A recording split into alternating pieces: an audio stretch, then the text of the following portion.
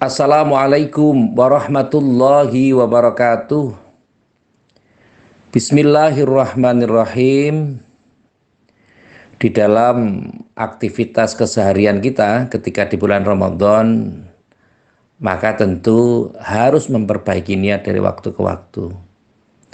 Kalau kemarin kita telah berupaya membahas tentang bagaimana dua niat yang dikondisikan di malam pertama di bulan Ramadan, tetapi untuk saat ini marilah kita berupaya juga untuk membenahi struktur ibadah kita sebagaimana apa yang telah digariskan oleh masyayikh, guru, atau oleh kiai-kiai kita, yang tentunya itu juga bersumber pada hadis Nabi, Kanjeng Nabi Agung Muhammad SAW.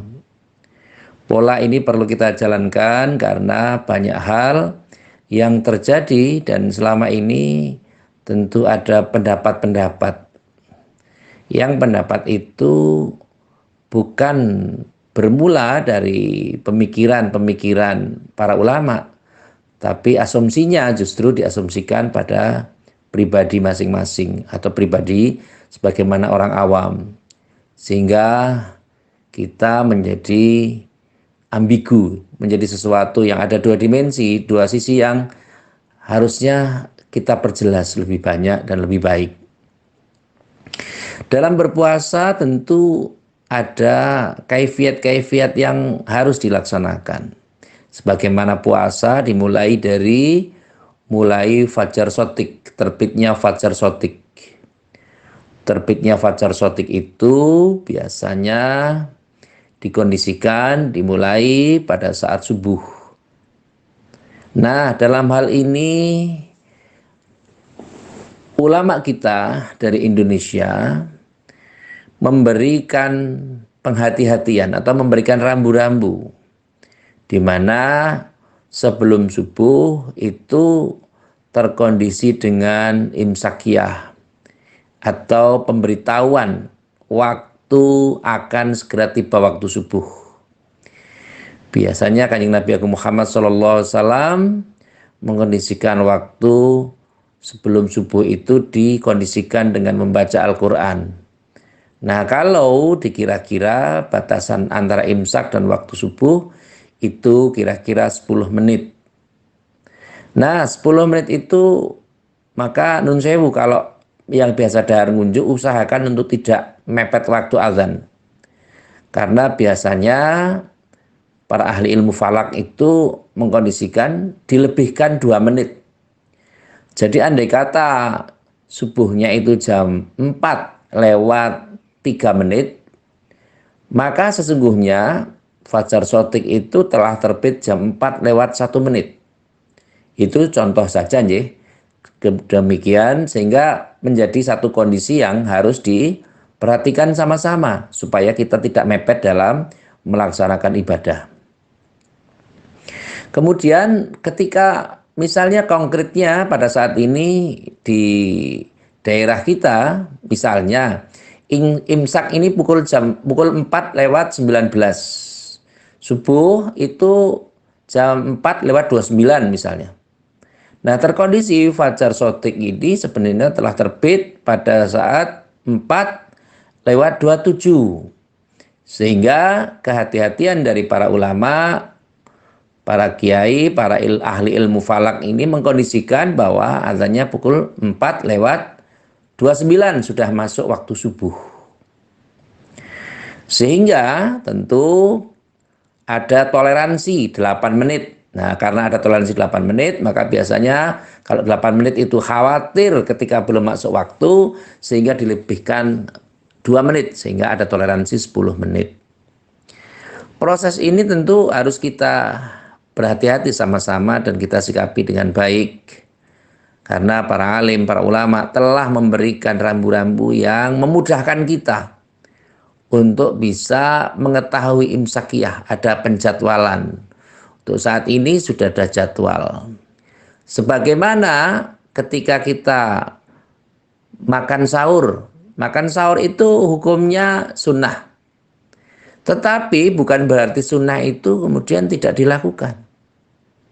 Karena ketika kita makan sahur, kondisinya adalah di dalam sahur itu ada barokah. Dan sahur itu tidak harus nasi. Jadi apa saja yang bisa kita manfaatkan untuk dikonsumsi, meskipun hanya roti atau apa yang penting masuk, itu sudah dianggap sebagai makan sahur. Ini mentoleransi, kadang ada sebagian daripada kita yang tidak terbiasa makan di saat-saat sebelum subuh, sehingga mereka tidak dipaksa untuk makan sesuatu yang mereka tidak bisa makan. Misalnya kadang-kadang ada yang makan nasi kemudian malah muntah, atau perutnya mungkin tidak enak karena tidak terbiasa, jadi adaptasi dengan makanan itu agak lama, sehingga tentu harus dikondisikan makan makanan yang bisa saja. Maka untuk sahur itu tidak harus dengan makan makanan pokok. Jadi yang penting adalah niat untuk makan sahur. Apa saja dikondisikan, bisa. Artinya tidak harus nasi, mungkin bisa roti, mungkin bisa makanan yang lain, bubur atau apa saja. Yang penting diniatkan untuk bersahur. Dan sahur itu dikondisikan lebih baik tentu di waktu-waktu yang akhir. Bukan di akhir waktu, tapi di waktu-waktu yang akhir. Artinya waktu yang memungkinkan kita untuk bisa makan, minum cukup. Sehingga pada dasarnya harus kita pahami sama-sama bahwa di dalam sahur itu ada barokah. Kadang orang-orang dulu sering mengatakan, wah saya itu kuat puasa, saya itu nggak sahur, saya tidak makan sahur, tapi saya kuat. Bukan masalah kuat atau tidak kuat, tapi dalam hal ini sahur adalah sesuatu yang disunahkan oleh Kanjeng Nabi Agung Muhammad Shallallahu Alaihi Wasallam. Kanjeng Nabi saja dahar sahur. Kita sebagai umatnya Kanjeng Nabi harus juga makan sahur. Meskipun sudah sepuh atau bagaimana, wah saya kuat kok, meskipun nggak sahur nggak apa-apa. Loh kalau misalnya hanya berbuka saja, habis itu terus nggak makan minum, tidak boleh karena namanya wisol. Puasa wisol itu puasa yang menerus atau puasa yang tidak ada sahurnya. Jadi buka langsung puasa lagi sampai dengan jam buka berikutnya. Dan itu tidak diperkenankan dalam beragama. Khususnya agama Islam tentu ya. Ini kita bahas adalah agama Islam. Nah untuk berikutnya tentu yang bisa menandainya adalah waktu subuh. Jadi kalau ada azan, bagaimana kalau misalnya kita dilalah itu azan, tapi di mulut kita masih ada makanan. Atau kita masih terkondisi untuk makanan, maka dalam kondisi kalau memang terkondisi darurat seperti itu, silakan diselesaikan makanannya. Tidak berarti kemudian dihentikan, tapi diselesaikan makanannya. Tapi dengan catatan sakmadyo itu ya tidak berlebihan. Misalnya kalau di piring kita ya hanya sedikit, kemudian wah ini yang penting saya kenyang dulu, kemudian ya jangan begitu. Jadi kalau sudah habis ya tidak usah nambah. Kemudian mulutnya dibersihkan, kemudian kita niatkan untuk berpuasa. Dan kalau bisa, karena bulan Ramadan ini niatnya atau niat dalam berpuasa itu tidak disarankan atau tidak diperkenankan niat setelah subuh. Jadi niatnya adalah sebelum subuh. Kalau puasa sunnah itu bisa niat ketika mungkin kita dari jam 5 atau dari subuh belum makan sampai dengan jam 9. Wah, ini kayaknya kok saya nyaman berpuasa. Nah, maka dalam Ramadan kita niatnya adalah sebelum subuh. Atau ketika setelah sahur, ketika kita niat makan sahur, kita niatkan saya sahur untuk berpuasa. Nah, dengan demikian pola-pola ini mari kita jalankan sama-sama dengan baik.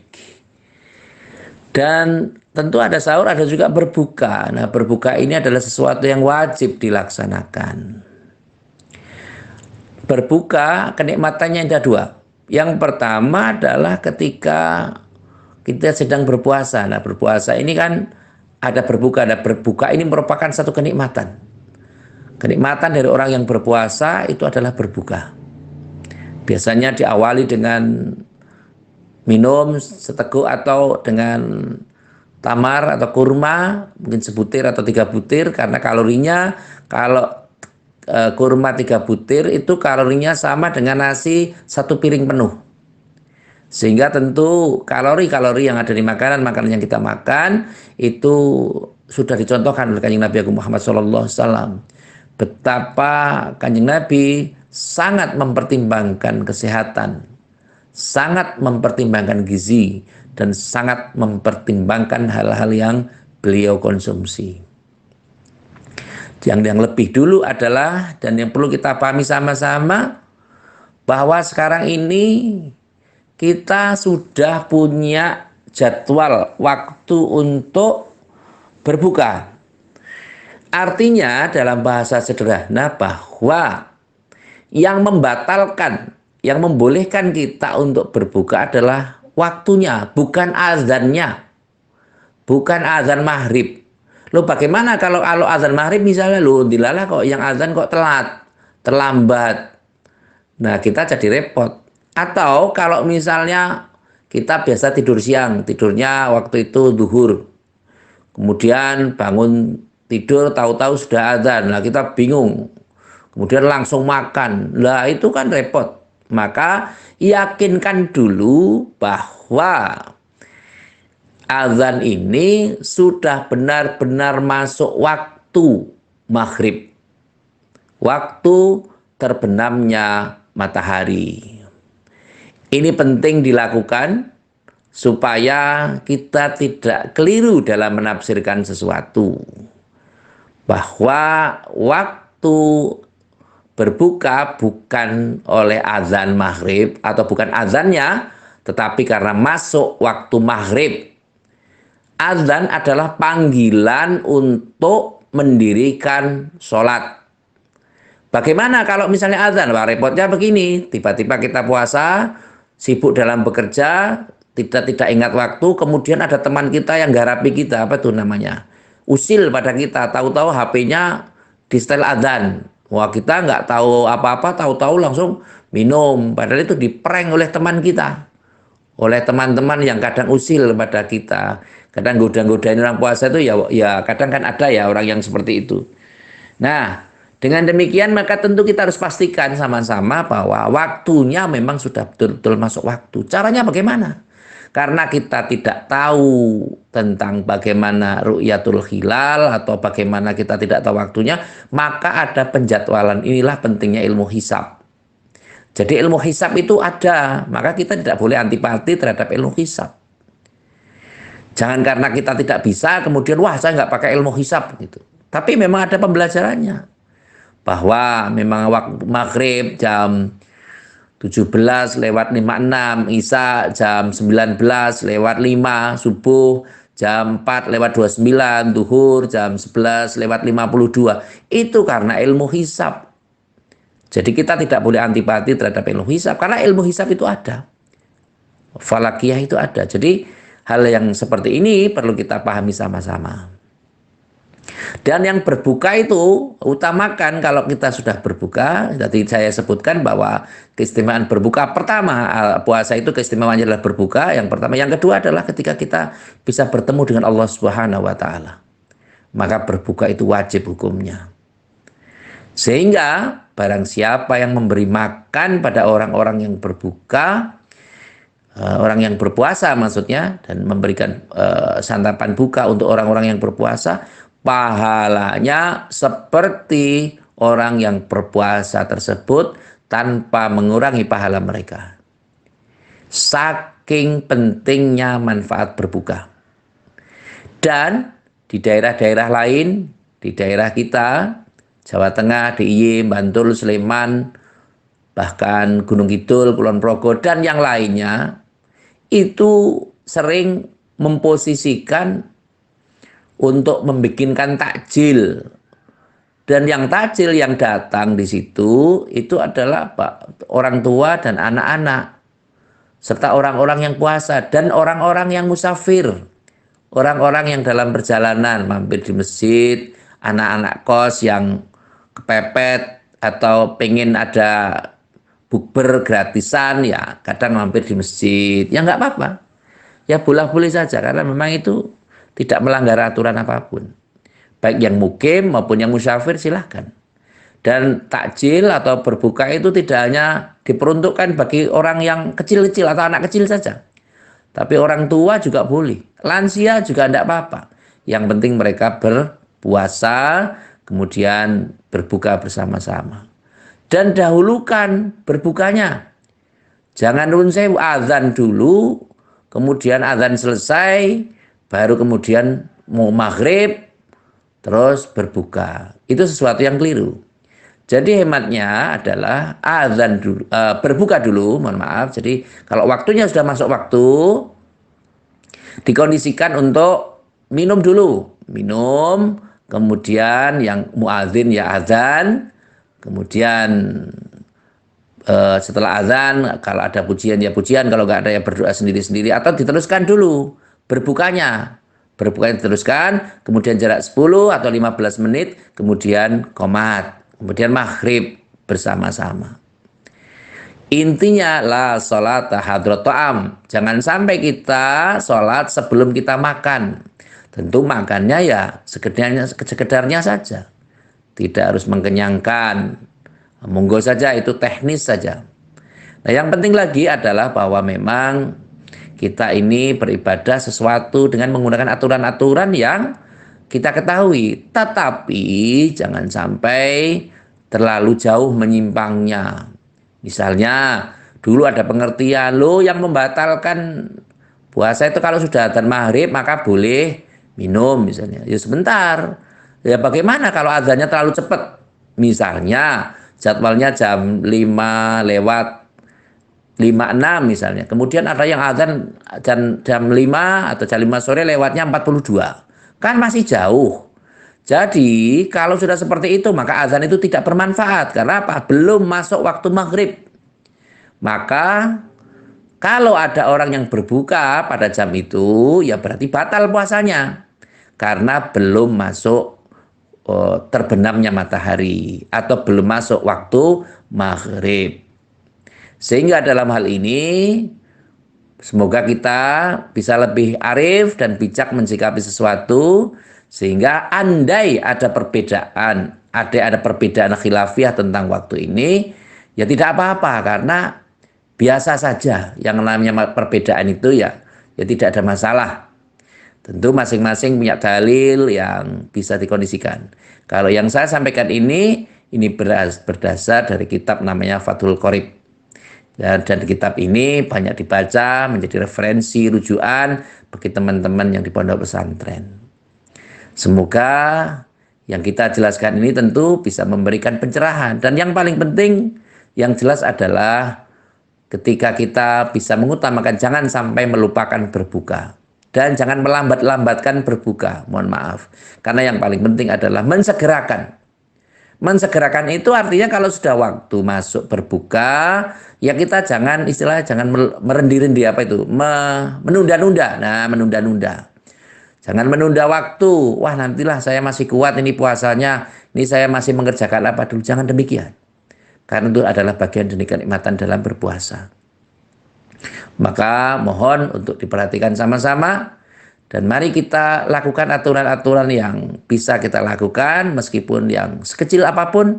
Tapi kalau kita ketahui dan kita terapkan. Dan bisa dilaksanakan oleh banyak pihak. Tentu itu akan sangat bermanfaat. Dan yang paling penting, kalau memang sudah berpuasa ya kurangilah rasan-rasan. Jadi secara ekonomi juga harus dipertimbangkan juga. Dan jangan membandingkan. Misalnya kita menerima takjil dari A atau B atau C. Jangan dikondisikan. Wah ini takjilnya dari A kok nggak enak. Wah yang enak yang B ini. Enak yang C loh. Kalau yang C kan ada ini dan sebagainya. Nah maka yang paling penting intinya adalah membatalkan puasa. Ya membatalkan puasa itu ya monggo, itu sesuai dengan kemampuan masing-masing. Biasanya kita di daerah-daerah tertentu biasanya terus berlomba untuk wah ini kalau ini sate ya besok saya gulai, besok tongseng, wah besok prasmanan lah, itu jadi repot ya sehingga esensinya menjadi hilang. Maka yang paling penting mari kita upayakan berarti ikhlas Dan kalau di daerah-daerah yang masjidnya masih sepi, maka dikondisikan monggo kita galang teman-teman untuk berbuka puasa bersama di masjid, atau dalam bahasa Sunda disebut ngabuburit. Ya ngabuburit nggak apa-apa, tapi yang paling penting diupayakan. Daripada kadang juga banyak di antara teman-teman yang membagi makanan di jalan-jalan. Misalnya sudah sampai pada waktu berbuka, itu teman-teman yang lewat, kadang naik kendaraan, naik mobil atau apa, dibagi dengan makanan ringan untuk membatalkan puasa. Itu juga baik, tidak ada masalah, tidak apa-apa. Jadi berbuka ya tidak harus di masjid.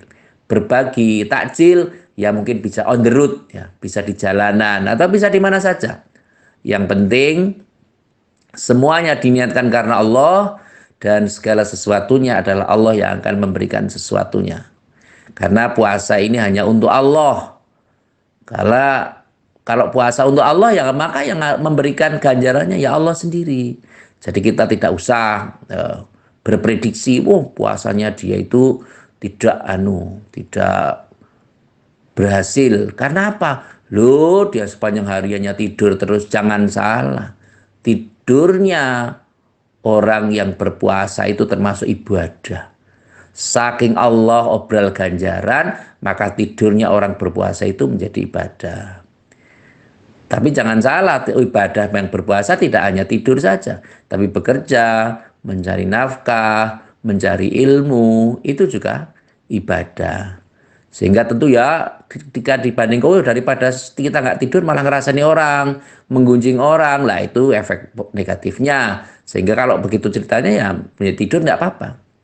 Tapi jangan sampai hanya puasa tidur menjadi alasan, wah karena saya puasa maka saya tidur aja lah seharian. Nah itu yang tidak baik. Maka alibinya harus diubah. Puasa itu ya tetap beraktivitas, tetap berkarya, tetap melaksanakan hal-hal yang positif yang bisa bermanfaat untuk orang lain. Yang terakhir, semoga teman-teman kita yang saat ini dalam kesulitan besar, mungkin kesulitan ekonomi, mungkin kesulitan dalam urusan-urusan yang belum selesai, baik di Indonesia maupun di luar Indonesia, semoga mendapatkan keringanan oleh Allah Subhanahu wa taala. Yang mempunyai keruwetan-keruwetan, semoga segera diringankan oleh Allah Subhanahu wa taala.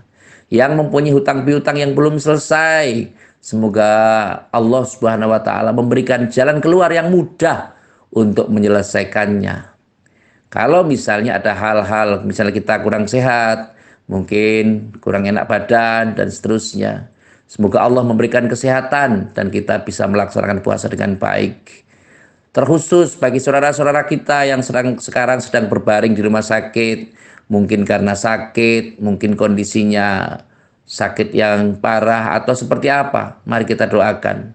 Semoga Allah Subhanahu wa taala memberikan kesehatan di bulan yang penuh berkah ini dan kita bisa mendapatkan kebaikan-kebaikan sehingga puasa kita diterima dan kita termasuk digolongkan sebagai hamba-hamba yang bertakwa di sisi Allah Subhanahu wa taala. Amin Allahumma amin. Terima kasih kepada semua pihak yang telah membantu terselenggaranya acara ini. Semoga dengan acara-acara ini kita semua bisa mengambil manfaatnya. Dan terima kasih juga pada para netizen yang telah mendukung kita, mendukung kami dalam hal ini, menyebarluaskan konten ini, membagi kepada mereka, pada teman-teman, kerabat, dan saudara. Semoga kebaikan kita semua, kebaikan panjenengan, mendapatkan balasan dari Allah Subhanahu wa taala. Sekali lagi terima kasih atas segala perhatian dan mohon maaf atas segala kekurangan. Saya akhiri, wallahul muwafiq ila aqwamit thoriq. Wassalamualaikum warahmatullahi wabarakatuh.